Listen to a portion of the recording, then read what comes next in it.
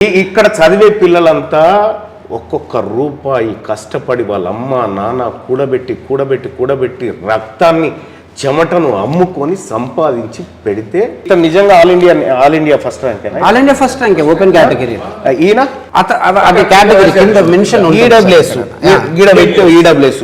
వాడు మిగతా చదువుకున్నాడు కాదు ఎన్ ప్రెప్ అంటే అదే సార్. ఈ డ్రామాలే బంద్ చేయాలా? జనాన్ని డ్రామాలు తెలంగాణ రాష్ట్రంలో జనాన్ని ఇక్కడ ఈ రెండో ర్యాంకు మీరు సంపాదించినారా?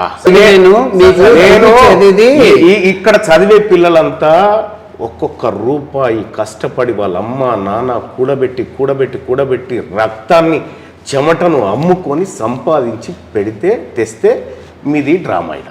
ఇంకా వీందో డ్రామా వాని దగ్గర కూడా పోయేది ఉంది. వీందో డ్రామా ఏం డ్రామాలే మీ ఏమన్నా రెస్పాన్సిబిలిటీ ఉందా మీకు సమాజం మీద?